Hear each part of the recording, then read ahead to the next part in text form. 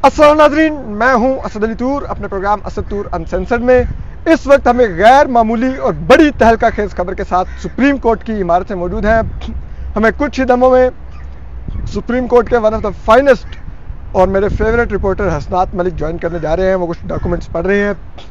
तो आज की तहलका खेज खबर ये है कि एक तो असद तूर अनसेंसर्ड की गुज़िश्ता रोज़ की खबर दुरुस्त साबित हुई कि जो साबिक चीफ जस्टिस तसद्दुक़ हुसैन जिलानी है वो इस जो वफाकी हुकूमत ने जो बकौल वकला के एक शेम इंक्वायरी कमीशन बनाया था इस्लामाबाद हाई कोर्ट के 6 जजेस के ख़त पर, उससे रिक्यूज़ करने पर गौर कर रहे हैं। और बिल आखिर असद तूर अनसेंसर्ड की खबर दुरुस्त साबित हुई।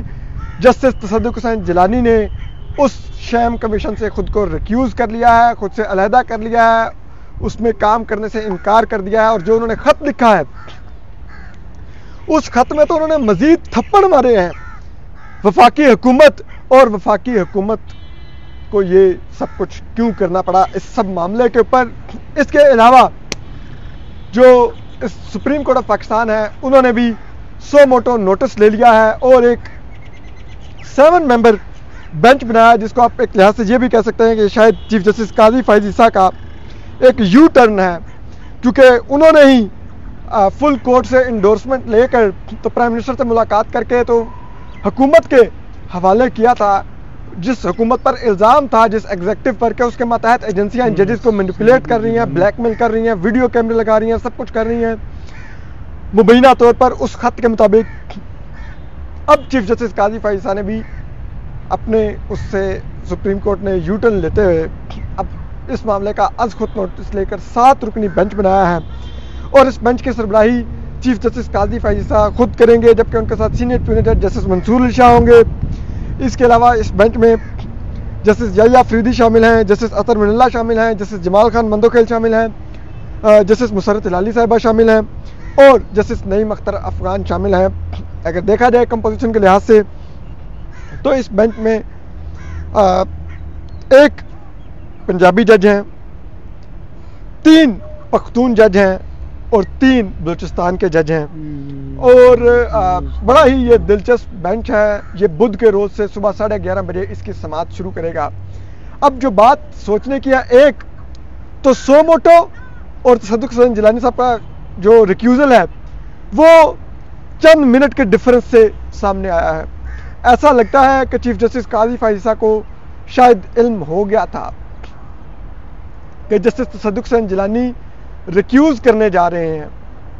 तो अगर वो रिक्यूज़ करने जा रहे थे तो definitely Supreme Court, chief justice Qazi Faez Isa और उस फुल कोर्ट के लिए बड़ी एम्बैरसिंग सिचुएशन होती कि उन्होंने जिस वफाक के हवाले किया और उस वफाक ने जो कमीशन के जरिए खेल खेलने की कोशिश की, उसके लिए जो उन्होंने जस्टिस तसद्दुक़ हुसैन जिलानी साहब को बेलाब फुसला कर लाए थे, वो ही जिसे कहते हैं हाथ छुड़वा कर निकल गए कि मैं नहीं ये इस गंदे काम में पड़ूंगा।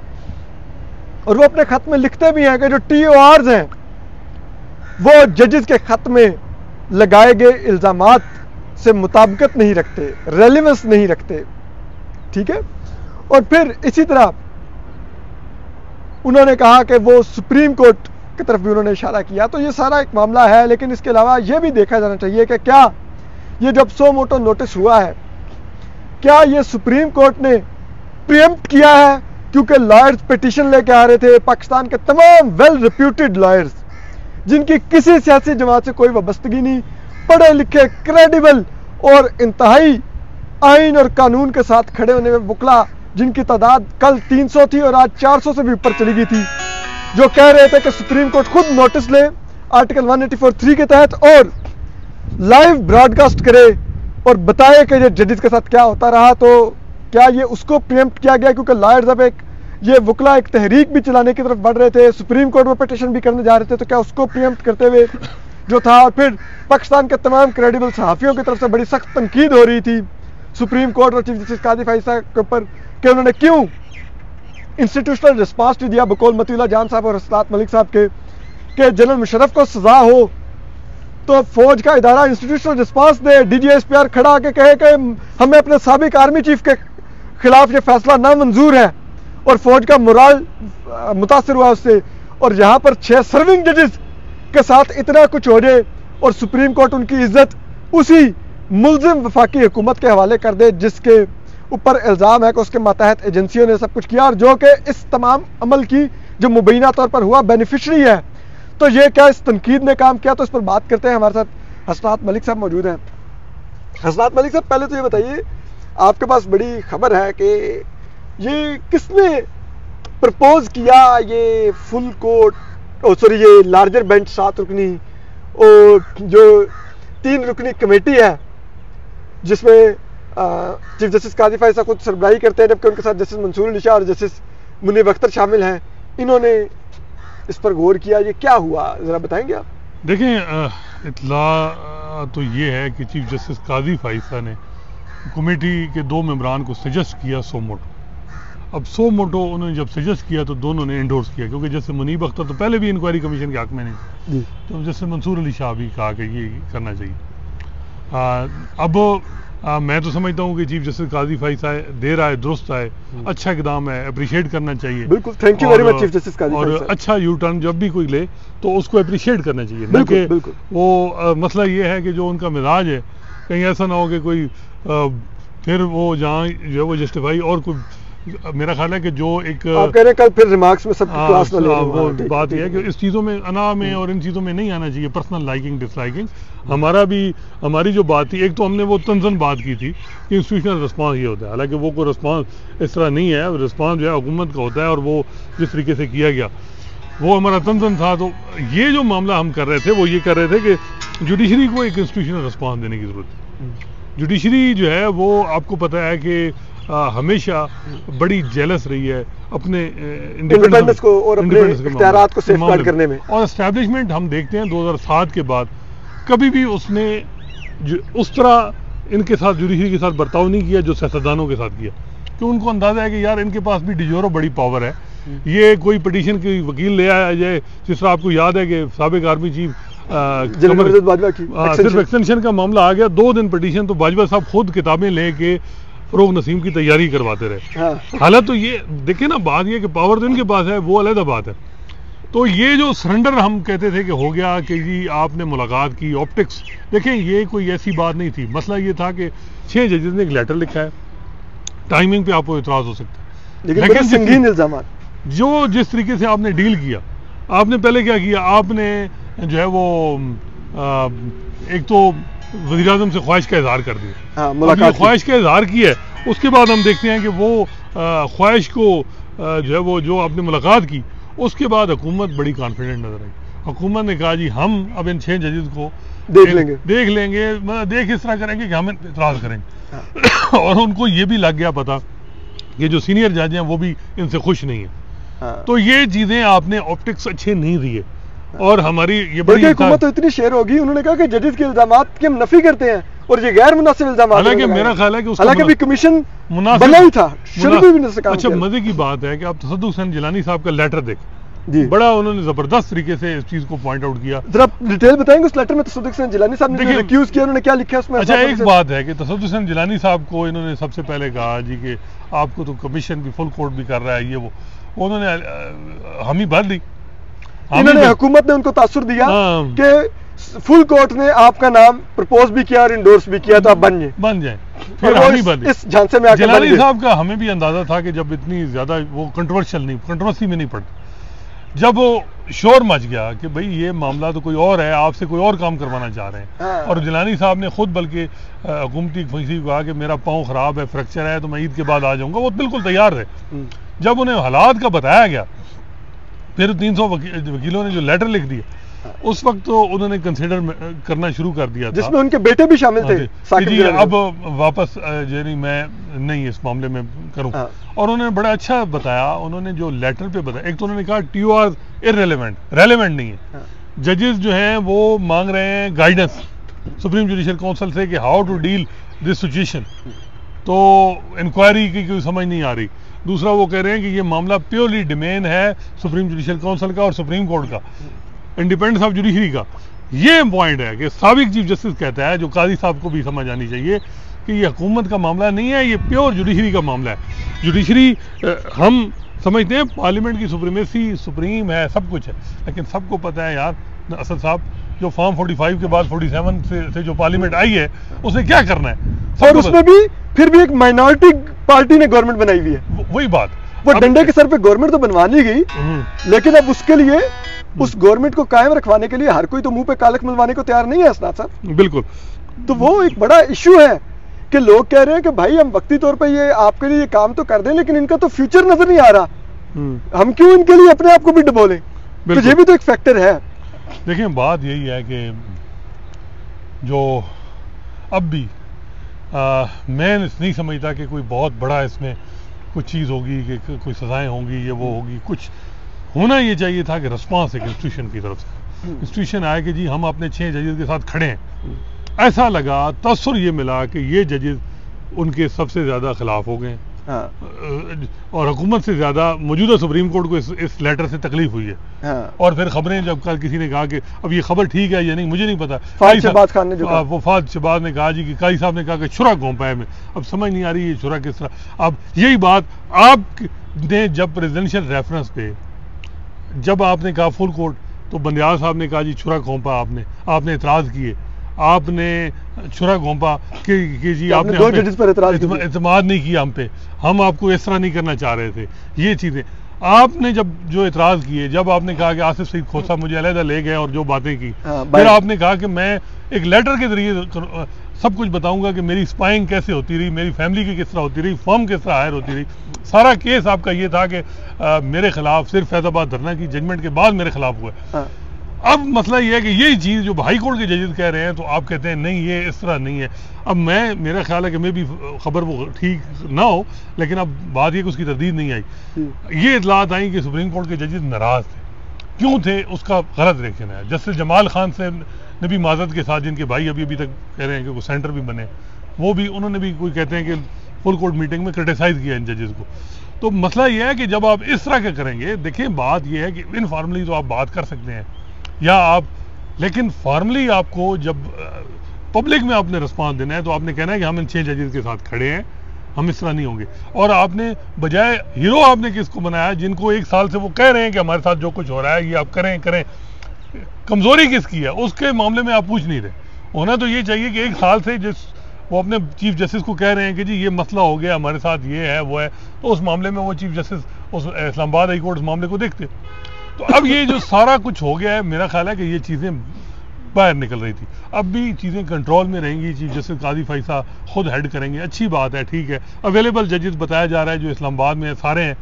इसमें कुछ लोग कह रहे हैं कि जी जैसे मुनीब नहीं है, जैसे आयशा नहीं है, जैसे मोहम्मद अली मजहर, वो सारे क्योंकि कराची हैं, कोई लाहौर है, बताया जाता है उनकी रजिस्ट्रियां पहले उधर बन गई हुई थी या बनवा दी गई थी, वहां पे भेजी हुई थी। नहीं वो, लेकिन असल बात है कि जो मेन चीज़ है वो है जस्टिस अतर मिनल्ला, जिसकी इतलात है कि सबसे ज़्यादा उन्होंने इस मामले को शोर मचाया, मुखालफत की, बड़ी सख्त इंक्वायरी कमीशन की भी और चीज़ों, तो वो इस बेंच का हिस्सा है। तो मेरा ख्याल है कि वो एक ही बहुत है, बाकी जो भी होता रहे। बाकी इस मौके पर यह भी बहुत है कि कम से कम खुदारा कोई एक तो डिसेंट करने वाला है ना। नहीं, लेकिन मेरे ख्याल में जस्टिस याहिया अफरीदी भी डिसेंट करेंगे, वो भी नहीं देखें इस मामले के हक में वो सारे एग्जीक्यूटिव को जजेस की इज्जत देने के कोई डिसेंट की जरूरत ही नहीं है, क्योंकि जजमेंट देने की तो जरूरत ही नहीं। जजमेंट देखें, बात यह है कि आपने बताना है जो आपने वहाँ प्राइम मिनिस्टर को कहा, आपने अब प्राइम मिनिस्टर ने वहाँ ये दिया, अच्छी बात है। आप कहते हैं इकॉनमी के मामले में हम साथ हैं, आप बिल्कुल जुडिशरी होना चाहिए। माजी में तबाही हुई जो इकॉनमी की, उसमें अदलिया का बड़ा रोल है बिल्कुल, लेकिन मुनासिब ये टाइम ऐसा था, कोई टाइम होता है ना, ये टाइम ऐसा है कि आपके घर पे हमला हुआ है, और बेशक वो 1 साल पुराना ही हो, लेकिन आपको साथ उनका देना चाहिए। बिल्कुल, वो चीज़ जो है मेरा ख्याल है कि अब अच्छी बात है, जस्टिस काजी फैसल इस मामले को सोमोटो ले लिया। अब उम्मीद यही की जा सकती है कि चीज़ों को एक जो असल एक्सपेक्टेशन लोगों की है वो है इंडिपेंडेंस ऑफ जुडिशरी, किसी तरह कंप्रोमाइज ना हो, उसको सेफ गार्ड करे, और ये अपने इख्तियारात की तकसीम बरकरार रखे बिल्कुल एग्जीक्यूटिव से। बिल्कुल। अब ये देखें ना, अब जो ये आजकल कोऑर्डिनेशन इतनी ज़बरदस्त चल रही है, क्योंकि काजी साहब ठीक है एग्जीक्यूटिव के साथ रहें, लेकिन एग्जीक्यूटिव के साथ अगर पीटीआई के हवाले से अगर ये परसेप्शन या मिस परसेप्शन हो कि ये जो गठजोड़ है बाहर का, अदलिया का और एग्जीक्यूटिव का, ये पीटीआई के खिलाफ है, तो ये कोई अच्छा मैसेज नहीं है। एस्टेब्लिशमेंट भी आप शामिल करने बीच में, और एग्जीक्यूटिव में वो सारे आते हैं। ठीक। तो मसला ये है कि ये मैसेज नहीं जाना चाहिए कि सहाफ़ी कोई बोले तो फिर उसको भी देखें। यही मसला है ना। प्रॉब्लम ये आ रही है कि 6 महीनों में 13 जनवरी के बाद आपने जो इकदाम किए, हमने बताया कि आपने अपने साथ नुकसान किया। देखें पीटीआई का क्या नुकसान किया, पीटीआई ने तो उससे ज्यादा वोट ले लिए, बिल्कुल, बल्कि वो वोट मिल गया सारा कुछ। अदलिया देखें ना, अदलिया कोई अपना दिमाग भी होता है ना। अगर वो जो देखें, बात ये है कि आप किसी की सियासत के मुखालिफ है, लेकिन जमहूरियत में ये है कि जिसके साथ लोग हैं वो माने आप। Will of the people prevail करनी चाहिए ना, विल ऑफ इंडिविजुअल तो नहीं प्रिवेल कर सकती। ये बात है कि मैं मुखालिफ हूं तो ये चीज है, ये नहीं है जब लोग ये कह रहे हैं। और बात ये है कि आपने तदारुक भी करना है एक चीज, वो भी ये है कि उसको मौका मिले, लोगों को भी पता चले कि असल चीज क्या है। जब आप इस तरह हीरो बनाएंगे 2/3, अगली दफा वो 3/4 आ जाएगा। जब तक आप ये करते रहेंगे, और अदलिया मेरा ख्याल है कि जो सियासी केसेस को ये काजी साहब जिस तरीके से हैंडल कर रहे हैं, ये ठीक नहीं था। चाहे वो 13 जनवरी का था या ये जो मौजूदा इंडिपेंडेंस ऑफ जुडिशरी का मामला, ये 6 जजेस का। मेरा ख्याल है हम माजी में देखते रहे कि इसमें जो अप्रोच है वो ये होनी चाहिए कि आप कम अज़ कम, आपको याद होगा कि कहा गया जी कि इरशाद, वो गिलगित बल्तिस्तान के जज थे, वो इरशाद वो नहीं, वो शमीम, राना शमीम कि जी लेटर, एक एफिडेविट तैयार उनका लंदन में हुआ। अच्छा, लंदन में हुआ, वो एक खबर भी आई, उसमें नाम शरीफ फैमिली की तरफ जा रहा था जी, पता है आपको? जी बिल्कुल। वो अच्छा, अतर मिनल्ला ने उसका सोमोटो लिया और उन्होंने क्या किया, उन्होंने जस्टिस आमिर फारूक की इंटीग्रिटी प्रेस्टीज बचाई और उन्हें कहा कि बताएं अब कौन है। वो पीछे हट गए, ठीक है, उससे, और वो एफिडेविट थे राना शमी जी, वो आगे नहीं गए कि एफिडेविट तैयार किस तरह। यहाँ भी आप, मैं समझता हूँ कि बेशक आप आगे ना जाएं, लेकिन कम से कम कोई डेटर्स तो बनाएं ताकि आगे के लिए कोई तदारुक हो, आगे कम से कम। अब जो इलेक्शन ट्रिब्यूनल, अब मुझे बताएं पूरे पंजाब में कितने जो चीजें हैं, जो इलेक्शन डिस्प्यूट है, 2 ट्रिब्यूनल बने हैं। इधर जो है वो तारिक जहांगीरी साहब हैं, सिर्फ पूरे इस्लामाबाद में चले वो 3 केसेस हैं। वो ये जो मैटर है रिगिंग वाला, ये सारा पूरा सारी चीजें देखें ना आप, देखें 13 जनवरी के बाद क्या हुआ, फिर रिजर्व सीट ले ली गई, माले गनीमत दूसरों में तकसीम कर दिया गया। ये भी तो मुनासिब नहीं है ना। और फिर अब कॉन्स्टिट्यूशन अमेंडमेंट की बातें हो रही हैं, और अब अगर ये चीजें होंगी तो फिर लोग कहेंगे ये गठजोड़ी है, और गठजोड़ ये पर देखिए अदलिया की मॉरल कॉन्स्टिट्यूशन अमेंडमेंट, वो जो वो उम्र की वो हद बढ़ाने और वो टेन्योर मुकर्रर करने, खबरें चल रही हैं। लेकिन मैं तो अभी भी समझता हूँ कि जस्टिस काजी फैसा को जो है इन चीज़ों से जो है वो फौरी उनको इन रूमर्स को रिजेक्ट करना चाहिए इन मामलों में। और ये जो खासकर ये जो रिजर्व सीट का मामला है, क्योंकि ये 13 जनवरी का मेन फैसला है, उसके बाद गो के पीटीआई ने भी ब्लंडर बड़े किए हैं, लेकिन मेन रीजन है वो 13 जनवरी का फैसला। वो जिसका मैंडेट है वो मैंडेट मिलना चाहिए, क्योंकि जमहूरियत डेमोक्रेसी सीनियर फीचर है आइन का। अगर आप ये प्रोटेक्ट नहीं कर सकते तो सिर्फ 2-2 मरले के केस तो नहीं है सुप्रीम कोर्ट ने करने। फिर तीसरा ये मामला जो इंडिपेंडेंस ऑफ, ये 3 काम कर दें तो माजी जो 2-3 महीने गलतियां हुई हैं ये लोग भूल जाएंगे। लेकिन अगर आप डट के रहें और कहें जी नहीं इसी तरह चलना है, तो मेरा ख्याल है 4 महीने बाद फिर वही अंजाम होगा जो साकिब निसार और इफ्तिखार चौधरी को। अच्छा हसनात भाई, एक चीज़ ये बताइएगा कि अब कल परसों सोमोटो में अब इसकी कार्रवाई होगी, ये तो नहीं होगा कि बड़े बड़े रिमार्क्स आएंगे, लेकिन फैसला वैसा होगा कि शौकत सिद्दीकी केस में ये नहीं कहा कि भाई ये शौकत सिद्दीकी साहब ने जो कहा इसकी इंक्वायरी कर लो, ठीक है, उस तरफ नहीं गए, उनको नहीं छेड़ा। फिर आप देख लीजिए अपने केस में वो फैजाबाद वाले में वो पुलिस के आईजी का कमीशन कबूल किया हुआ है। देखिए बात ये है, फिर आप उठा के देख लीजिए दूसरे केसेस में, मैं समझता हूँ कि 6 जजेस मिलिट्री कोर्ट्स वाले स्टे किया हुआ है। इनको सिर्फ 6 जजेस को प्रोटेक्ट करना है बस। मैं नहीं समझता कि बड़ा फैसला करना है। आपने उन 6 जजेस को सेटिस्फाइड करना है। वो जिस चीज पे सेटिस्फाइड होते हैं कि उनकी इंडिपेंडेंस कंप्रोमाइज नहीं होती, वो सारे इकदाम करें। अगर वो सिर्फ आपकी 2 रिमार्क से सेटिस्फाइड हो जाते हैं तो बस मेरा ख्याल है कि आगे नहीं जाना चाहिए। आपको पता है कि जो हालात हैं, लेकिन जाएंगे तो आप कहते हैं कुछ और ही हो जाएगा। लेकिन वही बात है ना, हर चीज में रिस्ट्रेन का मुजाहरा, ये कोई ऐसी लंबी स्ट्रगल है, यकदम छक्का लगा के तो नहीं हो सकती चीज। वो 3 नवंबर को रहता था। वो मसला ये है कि हालांकि मेरा ख्याल है कि आपका मुश्किल है हालात उस तरह की, लेकिन वो हम उस सोच की, मैं समझता हूँ मेरे ख्याल में जो 6 जजेस को अंडर प्रेशर रहे हैं और उनको हुकूमत ने मजीद चीफ जस्टिस काजी फैसा की मुलाकात के बाद हुआ, वो बड़ा क्लियर होना चाहिए कि जी उन जजेस के साथ जो होगा। अब देखें ना, बात यह है कि मोहसिन अख्तर कियानी साहब की अब हुकूमत कहती है जी वो कंप्लेंट क्यों पड़ी है? मोहसिन अख्तर कियानी तो कब से हैं, सिर्फ वो ये टेरियान केस से लड़ाई है ना। या आप कहें कि जहांगीरी साहब के साथ क्या मसला है या और मसले हैं। देखें, ये मसले काजी साहब के साथ मसला कब शुरू हुआ? मसले तब शुरू हुए जब उन्होंने फैसले कुछ देने दिए। ये चीज़ काजी साहब को भी देखनी चाहिए कि ये चीज़ें कब आती हैं। जब आप कोई फैसला करते हैं तो फिर फाइल तैयार हो जाती है। ये चीज़ जुडिशरी जब तक अब कहे कि जी नहीं वो गलत था, अब मज़ाह नकवी हैं वो, गो के उन्होंने जो खेला है और माजरत के साथ जो कुछ किया है तबाही की है। और लेकिन अगर वो माजी की तरह जिस तरह एस्टेब्लिशमेंट के मामलात में उन्होंने केसेस किए जिनमें इंटरेस्ट था, फैसले दिए, उसी तरह करते, पंजाब और केपी असेंबली के सो मोटो ना लेते तो उनकी file supreme court practice and procedure act में वो ना आता। नहीं, वो तो जलाली थे ना, उन्होंने देखो जजेस को, हर जज से लड़ाई की, काजी फैसल साहब के हवाले से रिमांड दिए कोर्ट रूम।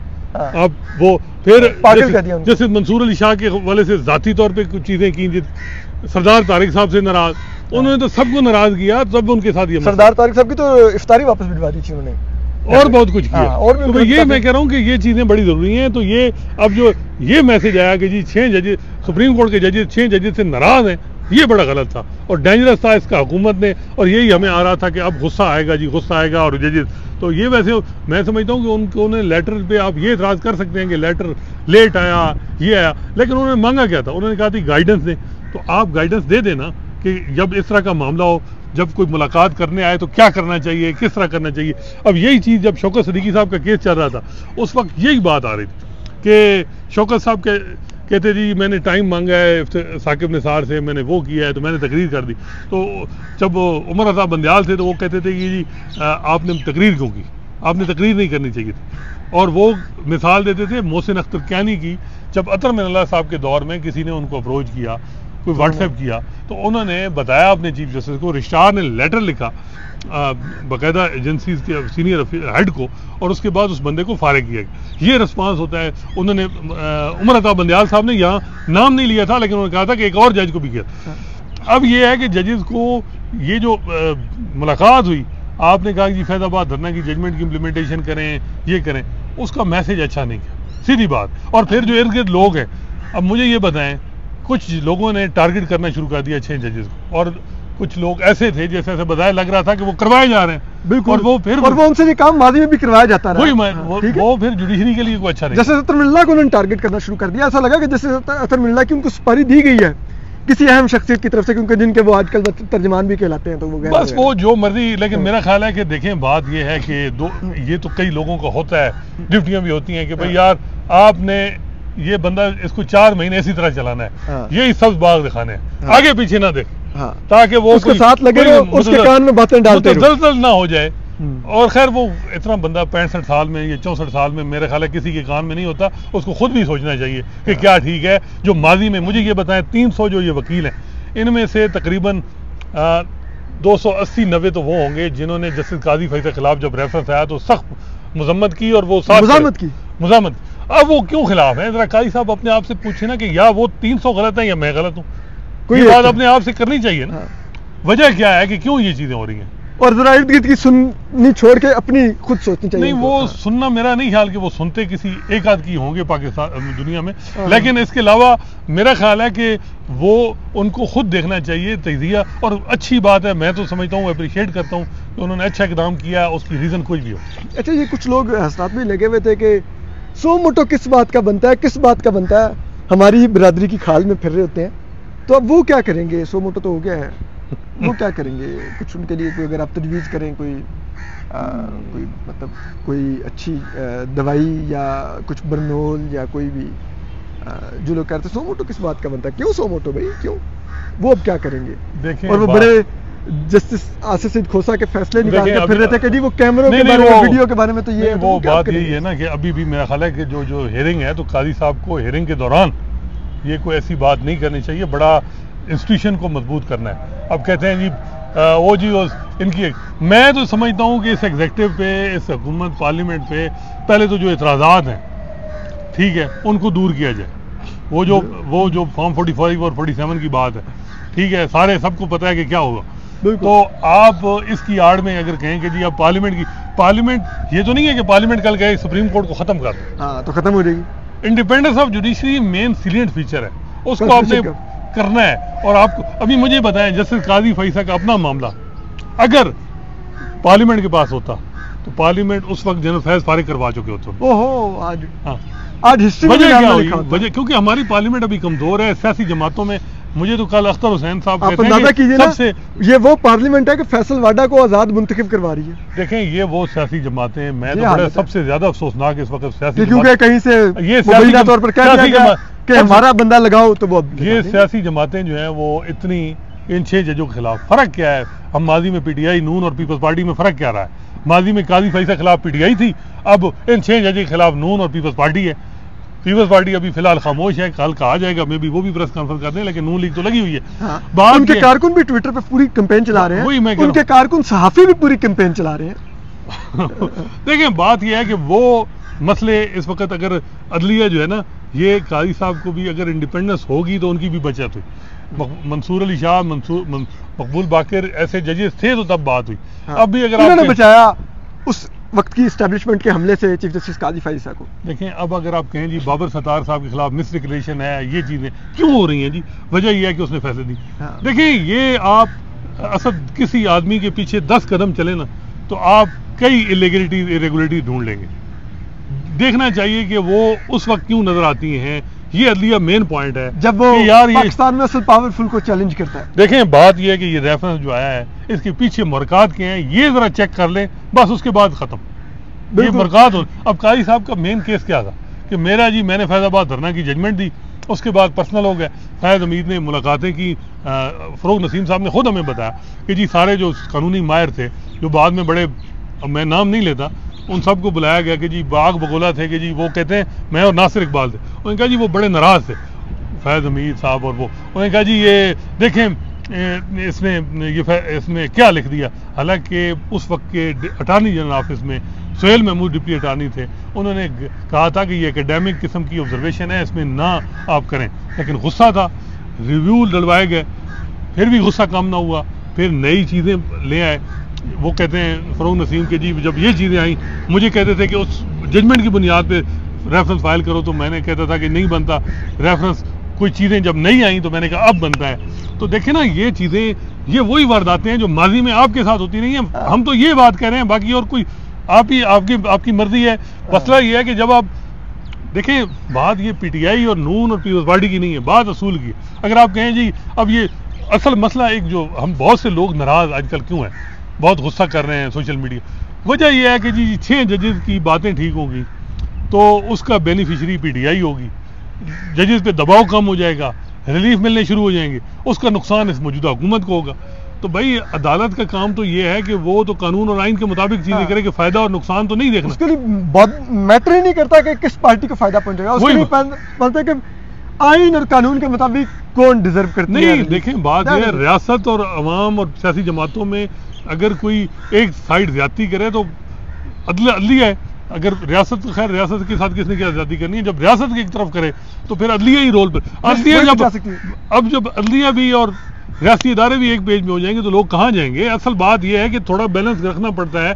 बैलेंस, अब कोई लोग कहते हैं जी कानून और आइन, कानून आइन तो है ना। देखिए मुझे ये बताएं कि जो कुछ चीज़ें चल रही हैं वो उसमें क्या आप, ये हर कोई अपनी अपना इंटरप्रिटेशन कर लेता है कि ये कानून है, ये आइन है। हर जज, साकिब निसार के ज़हन में आइन क्या था, काजी साहब के आइन ज़हन में क्या है, मंसूर अली शाह के क्या है, अतर मिल्ला क्या है, हम कहेंगे जी सारे गलत हैं। हर एक की अपनी अपनी सोच है। अब लेकिन अपनी ज्यूरिस्प्रूडेंस है। हाँ, अपनी अपनी सोच है। अब अतर मिल्ला साहब कहते हैं जी कि इसमें हमें 100 मोटो लेना चाहिए, काजी साहब कहते थे कि नहीं हमें इधर जाना चाहिए। अब इसमें क्या मामला है? तो देखिए बात यह है कि मेरा ख्याल है कि अब टाइम आ गया है कि अदलिया को जो स्पेस 4-5 महीने में लूज की है वो ले, कम से कम अपना इदारा मजबूत करें। और काजी साहब के लिए तो उम्मीदें ये थी कि जब वो आएंगे तो जब ये इदारा मजबूत होगा। आप देखें ये मुदाखलत कम से कम उन 13 माह बंद हो जाएगी। देखें आप इमरान खान के लिए आप अगर अपना इदारा ही हो जाए तो तबाही हो जाएगी ना। अब अपने इदारे पे अगर इतना ज्यादा बातें हो जाएंगी कि जी 3-3 सजाएं इकट्ठी क्यों होंगी। इद्दत केस, मुझे ये बताएं ये लोगों ने, खवातीन ने वोट क्यों दिए? डीएचए में अगर आप देखें, रावलपिंडी इस्लामाबाद के डीएचए में वोट क्यों पड़े हैं? सबसे पहले तो इनसे पूछे कि 9 मई से सबसे ये जो अपने एरिया से इधर वोट क्यों पड़े हैं लोग? अपने घर से हार गए, डीएचए से हार गए। ये जो इतने रिटायर्ड फौजी, इनकी 2-2 लाख 3 लाख पेंशन है। ये इमरान खान अगर इतना बड़ा स्टेट का दुश्मन है तो वोट क्यों देते हैं इनको? ये क्यों देते हैं? इनसे पूछना चाहिए, अपने इदारों से पूछना चाहिए कि हम आपकी माशाल्लाह इतनी फलाह बहबूद करते हैं, फिर आपके इमरान खान के सहार में क्यों मुब्तला है? आम आदमियों से आप क्यों पूछते हैं? पहले तो इनसे पूछें। हाँ, पहले अपने घर से पूछिए। ये जो माजी में 2012 से जिन्होंने तैयार किया इमरान खान को, किधर देखे ना, ये अपनी गलतियां कोई मानता है कि चाहे पाशा हो, चाहे वो बाजवा साहब हो या जो भी, तो उन्होंने क्या कुछ किया? तो वो नहीं पूछते कि अपने दौर में। अभी अगर आप रिजल्ट देखें कंटोनमेंट का और इन एरियाज का, क्यों इस तरह इमरान खान इतना पॉपुलर है जी? हालांकि मैं तो बात यह है कि ये अपने पहले एजुकेट होना चाहिए। तो मसला ये है कि चलें वो तो अलग बात है, मसला है हमारी अदलिया का। अदलिया जो है वो एक टाइम आया है कि अपने आप को स्पेस को दोबारा लेने का। 4-5 महीने तो मजीद स्पेस चली गई थी, अब देखें क्या होता है। ठीक है हसनात मलिक साहब, आपका बहुत बहुत शुक्रिया वक्त देने का। आपने सुना कि अब देखते हैं परसों जो हेयरिंग होगी सुबह 11:30 बजे, सुप्रीम कोर्ट क्या पोजीशन लेती है। क्या सिर्फ एक आई वॉश हेयरिंग होती है या अदालत वाकई ही एजर्ट करती है अपनी पोजीशन, अपनी इंडिपेंडेंस और अपने पर दबाव डालने वाले तमाम फैक्टर्स को वो एक क्लियर स्नब करती है और फ्यूचर के लिए एक ऐसा प्रेसिडेंट सेट करती है, एक ऐसे प्रिंसिपल्स और रूल्स ले डाउन करती है, एक ऐसा फैसला देती है कि कभी भी कोई भी किसी भी इदारे, डिपार्टमेंट, हुकूमत, रियासत, कहीं का कोई अहलकार, कोई इदारा जजेस पर दबाव न डाल सके, उनके बेडरूमों में कैमरे न लगा सके। ख्याल रखिए। अल्लाह हाफिज़।